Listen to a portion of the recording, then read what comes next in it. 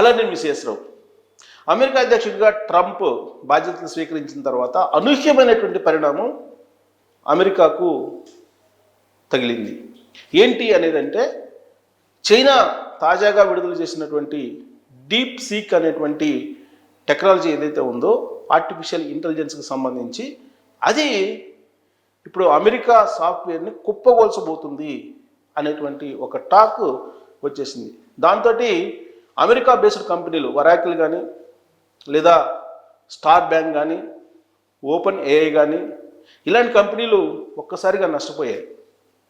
దానికి కారణం ఏంటంటే, భారీ పెట్టుబడులు పెట్టి ఆర్టిఫిషియల్ ఇంటెలిజెన్స్లో ముందున్నాయి.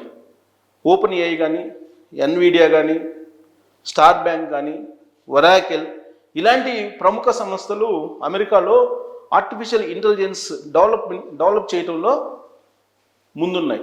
దానికి కొన్ని $1 మిలియన్ ఖర్చు పెట్టారు. కానీ అత్యంత తక్కువ ఖర్చుతోటి చాలా యూజర్ ఫ్రెండ్లీగా ఉండేటువంటి ఓపెన్ ఏఐ టెక్నాలజీకి మించినటువంటి టెక్నాలజీని, డీప్ సీక్ అనేటువంటి దాన్ని, డీప్ సీక్ R1 అనేటువంటి మాడ్యూల్ని ఆర్టిఫిషియల్ ఇంటెలిజెన్స్లో చైనా స్టార్టప్ కంపెనీ తీసుకొచ్చింది. Deep seek, China startup company deep seek R1 అనేటువంటి ఒక టెక్నాలజీని తీసుకొచ్చింది. ఆర్టిఫిషియల్ ఇంటెలిజెన్స్లో అడ్వాన్స్డ్ మాడ్యూల్స్ని యాడ్ చేసింది. ఇప్పటి వరకు చాట్ జీపీటీని తయారు చేసినటువంటి కంపెనీలు ఇప్పుడు డీప్ సీక్ పరిచయం చేస్తున్నటువంటి ఆర్టిఫిషియల్ ఇంటెలిజెన్స్ని ఓపెన్ ఏఐ లాంటి కంపెనీలు కూడా వణికిపోతున్నాయి. అమెరికా బేస్డ్ కంపెనీలు ఒక్కసారిగా ఆలోచనలో పడ్డాయి, అసలు చైనాలో ఏం జరుగుతుంది అనేది. చైనా మీద ట్రంప్ ప్రత్యేకమైనటువంటి టార్గెట్ చేశారు. వాణిజ్య యుద్ధాన్ని ప్రకటించారు. కెనడా, మెక్సికో, అలాగే చైనా, ఇండియా, ఇలాంటి కంట్రీస్ మీద ఆయన దిగుమతి సుంకాలు పెంచాలనేటువంటి ఒక నిర్ణయం తీసుకున్నారు. దీంతో ప్రపంచ దేశాలు విలవిల్లాడిపోతున్నాయి. అభివృద్ధి చెందుతున్నటువంటి దేశాలు, రష్యా, ఉక్రెయిన్ లాంటి దేశాలు కూడా ట్రంప్ గురించి ఆలోచించాల్సిన పరిస్థితి.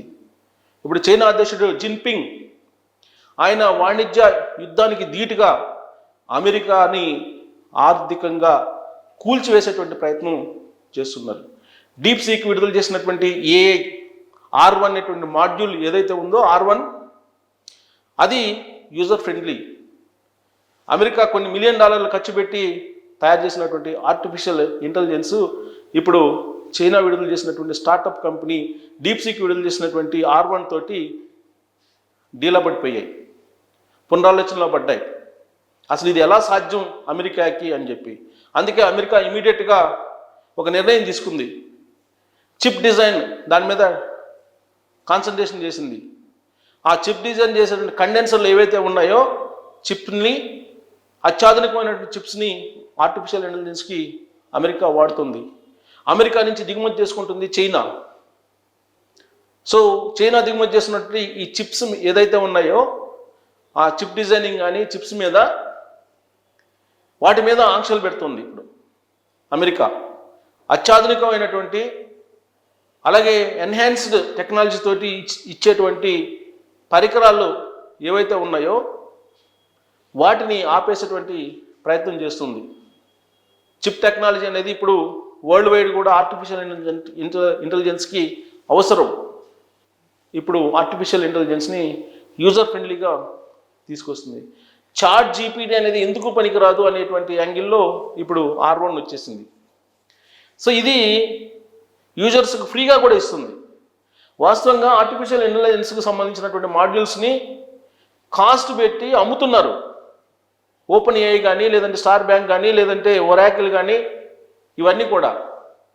కానీ చైనాకు సంబంధించినటువంటి కంపెనీ ఈజీగా ఇప్పుడు ఆ మాడ్యూల్ ఇచ్చేస్తుంది.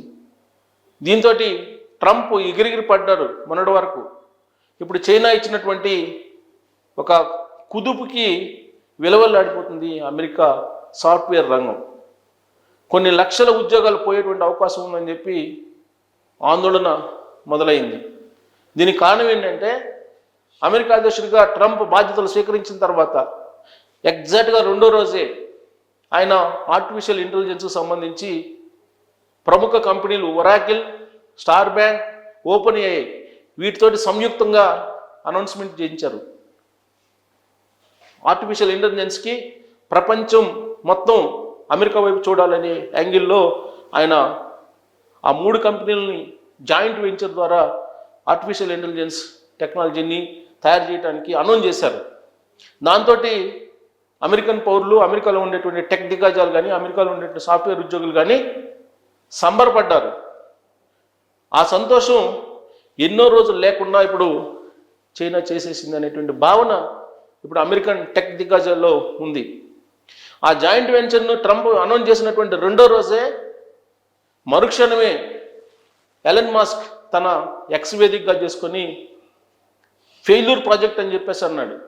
దానికి కారణం ఏంటంటే ఓపెన్ ఏఐకి పెద్ద ఎత్తున పెట్టుబడులు పెట్టారు ఆర్టిఫిషియల్ ఇంటెలిజెన్స్ తయారు చేయడానికి ఎలన్ మస్క్. ఆయన బయటకు వచ్చేసాడు దాని నుంచి. దానికి అంత కెపాసిటీ లేదని చెప్పి నిర్ధారించారు. స్టార్ బ్యాంక్ కానీ, ఓపెన్ ఏఐ కానీ, ఒరాకిల్ కానీ ఇవి ఆర్టిఫిషియల్ ఇంటెలిజెన్స్ని అనుకున్నటువంటి స్థాయిలో డెవలప్ చేయలేవు అనేటువంటి అభిప్రాయాన్ని ఎలన్ మస్క్ వ్యక్తం చేశారు తన ఎక్స్ వేదికగా చేసుకొని. దాంతో ట్రంప్ ఒకటి అనుకుంటే మస్క్ మరొకటి అనుకుంటున్నారు అనేటువంటి చర్చ కూడా నడిచింది.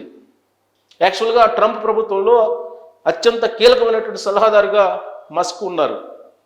అలాంటి ఎలన్ మస్కే జాయింట్ వెంచర్ని వ్యతిరేకించారు ఆయన.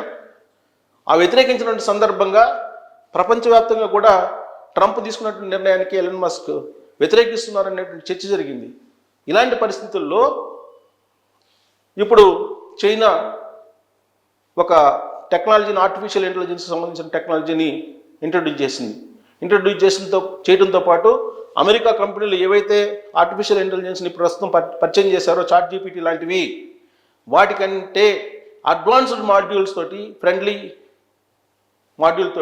యూజర్ ఫ్రెండ్లీ మాడ్యూల్ తోటి R1ని ఇంట్రొడ్యూస్ చేసింది చైనా. దీంతో ట్రంప్ పునరాలోచనలో పడ్డాడు. ఒకవేళ దీన్ని కనుక అధిగమించకపోతే అమెరికాలో కొన్ని లక్షల ఉద్యోగాలు పోయేటువంటి అవకాశం ఉంది. ఇప్పటికే వలసదారులను తరిమేసేటువంటి కార్యక్రమాన్ని చేస్తున్నాడు ట్రంప్. అమెరికా మిలిటరీని దింపారు. గన్స్ని తీసుకొని కొంతమంది ఏజెంట్స్, 90,000 మంది ఏజెంట్స్ అమెరికాలో జల్లెడ పడుతున్నారు వలసదారుల కోసం. ఒకవైపు అమెరికాలో అంతర్గతంగా వలసదారుల యొక్క వ్యవహారం నడుస్తుంటే, ఇప్పుడు ప్రపంచంలో వాణిజ్య యుద్ధం క్రమంలో చైనా ఒక కిక్ ఇచ్చింది అమెరికాకి అని చెప్పొచ్చు. ఇప్పుడు చైనా వదిలినటువంటి ఈ టెక్నాలజీకి, ఆర్టిఫిషియల్కి సంబంధించి అమెరికా విలవిల్లాడిపోతుంది. దీన్ని రాబోయే రోజుల్లో అమెరికా అధిగమించేటువంటి అవకాశం ఉందా, లేదంటే లక్షల ఉద్యోగాల్ని అమెరికాలో ఉండేటువంటి సాఫ్ట్వేర్ కంపెనీలు కోల్పోయేటువంటి ప్రమాదం ఉందా అనే దాని మీద మీ అభిప్రాయాన్ని తెలియజేయచ్చు. Thank you very much.